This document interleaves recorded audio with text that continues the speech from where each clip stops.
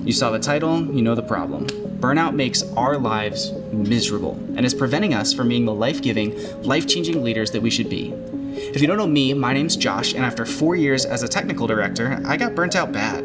Now, I run a company that helps technical artists just like you overcome their burnout because the technical arts are ministry and the modern mission field is digital. We are necessary, and if we can beat burnout, our impact can be huge. But today you might not feel like it, so let's get real. Let's talk church tech. The good news is you're not alone. According to an APA study, in 2021, 79% of the American workforce experienced burnout at some level. Here are 5 signs to look for that might mean we're in that majority of people and we need to take some action. First, apathy. Burnout makes us feel like we don't matter, like we have no impact. It can make us feel like all we're really qualified to do is eat and die. If you're feeling that lack of motivation, that apathy towards something that you know mattered to you at some point, there's a good chance you're feeling burnt out. The next red flag is physical. Burnout is a known cause of several health complications like fatigue, achiness, migraines, dramatic weight changes, and insomnia. It's not the only cause, but if you experience several of these, especially in combination with other red flags that we're looking at today, you might be experiencing burnout. Our third red flag is cynicism, sometimes called negativism. It's an extreme skepticism or a negative coloration of a specific thing, like your workplace, or in some extreme cases, skepticism of everything. Cynicism is when you answer questions instead of asking them, like assuming the motives of your coworkers, or expecting the worst from your family, or choosing to interpret everything you read in the harshest or the worst tone possible. Being constantly overwhelmed is another major indicator of burnout. If every new task, directive, or priority makes you feel overwhelmed no matter how big or small, you're probably feeling burnt out. And if every complication you encounter, every software crash, every revision note, every last-second change to the slides on Sunday or the social media calendar is causing you to get on the defensive or to feel defeated, you're burning out. And lastly, burnout can be felt in our spiritual lives too. If you feel like you can't connect with God, like He's not listening or He doesn't care, if even being around other believers or hearing someone talk about God at church is a painful experience or it triggers a cynical interpretation, you might be burning out. But here's some more good news. Burnout doesn't have to win. We can overcome burnout together and become people of impact who are excited to get out of bed in the morning because of the lives they get to change. Impact requires 2 things, passion and purpose. And when burnout takes a hold of us, that's what it goes after, our passion and our purpose. Do you know why your work matters? Do you feel energized about the potential that you have to change lives? Do you even know you can change lives? Here's what I suggest you do if you're experiencing these symptoms of burnout. If you're feeling apathetic or unmotivated, the best thing you can do is get clarity on the impact that you could be having. Ask your leadership, ask your coworkers, ask trusted friends to help you see the purpose of your role. In Matthew 22, Jesus told us the greatest commandment was to love God, and the second most important commandment was to love others the way He loved us.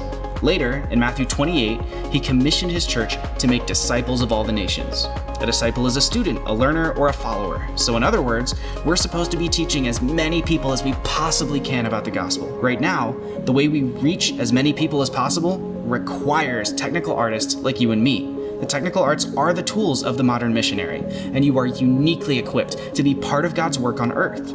You are a part of changing the trajectory of someone's life in a literal sense, and if that's not worth getting up for, I don't know what is.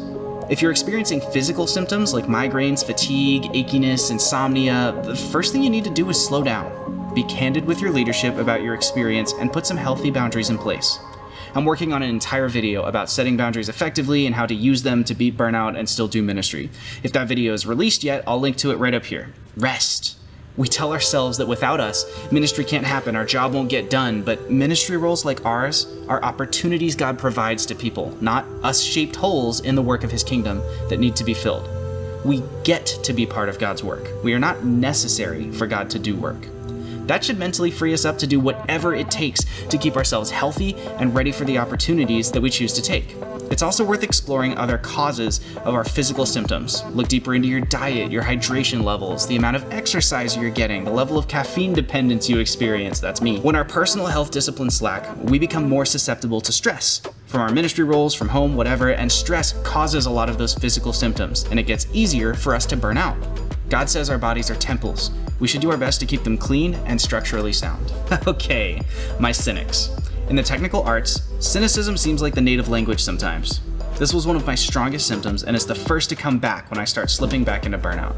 Being cynical is answering the questions that we should be asking, assigning motives we have no way of knowing, and assuming the worst instead of hoping for the best. It's basically I have all the answers syndrome. And the antidote to cynicism is curiosity. That's not an easy antidote to apply, which is why in my experience, cynicism is the hardest thing to shake.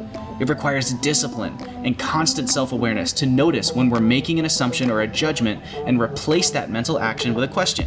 Instead of assuming the pastor didn't bother to write his sermon in time because he doesn't care about us, again, ask the pastor what the obstacle is to getting those slides earlier in the week, and if there's a way that you can remove that obstacle so that on Sunday morning you're not up at 2 a.m. trying to get everything in place. Show them that you want the team to succeed rather than just making your life easier. When your church does its next giving series and you catch yourself assuming that they just want more money because they're greedy or because they think it's what they're supposed to do, go find your executive pastor or talk to your finance board and ask them what the vision for those resources is. You would be shocked at what you can learn and gain by asking a candid question like that. My favorite way to phrase it is like this. Hey, I noticed this thing and it made me feel this way. I feel like I'm being unfair by making that assumption, and I was wondering if you'd be willing to just talk me through what's going on here so that I can see the vision and better support you in it. When you're drowning in a list of stuff to do, it can be hard to even think about lives to change. We need to conquer our calendars, and we need to do that by establishing priorities. We're going to use a simple question to establish those priorities. How closely aligned to the mission of my church and the vision of my leadership is this task? The more closely aligned the task is, the higher up the list it goes. Do not allow ties. If you can't decide, take the question to your direct report or to your pastor. As you do this, for each task, assign it a point value between 1 and 5 for how much effort and stress it involves. From now on, deciding what to do and when will be based on the priority and the point value of the task. For every point that a task costs you, add 15 minutes of margin to the time after that task. This margin will give your brain a chance to breathe, do some stretches, or walk a lap. Do not pull out your phone or look at your computer screen during your margin time. This is intentional time that we're going to spend on stress relief and rest. When you hit your full workday's worth of time, or when you've done your maximum for the day, which is another thing I'm working on a video about, go home, close the computer, and be done. Take control of your to-do list. Conquer your calendar by choosing work based on priority, not recency. If you finish your tasks early for the day and you're feeling good and you're feeling healthy, take something off of tomorrow's to-do list. Choose it based on priority and point value and keep going. If you need to stop early, move your remaining tasks to tomorrow and continue based on the priority. Working this way, your calendar will adjust easily with your capacity. So as you get healthier, you'll be able to accomplish more because the same tasks will cost you less effort points. Now, if you're feeling spiritually burnt out, let me start by saying I know how hard that is.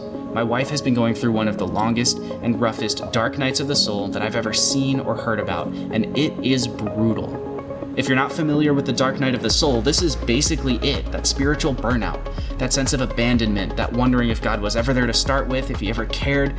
That's the dark night of the soul, and I highly recommend that you watch this series called The Dark by Reality Church out of Nebraska, which I'll link to in the description and also with a card up here. They dive very deeply into the concept in a way that I've not heard other churches do. Now, I'm not a pastor, I'm just a technical artist like you who is convinced that even though things might get bad, they don't have to stay bad. But the best thing that I have found to do when you're feeling spiritually burnt out is to take that experience back to God. Yell at him, scream at him, blaspheme to his face, take a long car ride and scream at the top of your lungs. God is a big dude and he can handle it, and any connection to God is better than no connection. But remember also to listen. In a conversation and even in a fight, you say your piece and then you listen. So crack open your Bible or bring a trusted friend or leader into that prayer time or that long car ride with you for support. Again, I'm not a pastor, and I highly suggest connecting with your pastor about this because that's kind of what they're for. But I know that God loves you, God sees you, and God cares for you. And I know definitively that God has promised never to abandon us. Our names cannot be unwritten from eternity. And when we finally beat our burnout, and believe me, we're going to get there, we're going to get through this together, we become people of impact.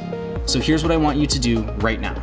If you're realizing that your passion or your purpose are lacking, I want you to take a step and share it in the comments. You can be as long-winded or as short-winded as you like, but get it out there so you don't have to carry this alone. I'm going to respond to every single comment on this video forever. If you're not feeling burnt out right now, if your sense of passion and purpose are feeling strong, I want you to leave a comment for the people who are hurting. Encourage them. Burnout gets in our head and it tells us lies from the inside. And the best way to fight back is to have truths coming in from the outside. I'm Josh, you got this, and I'll see you in the next video.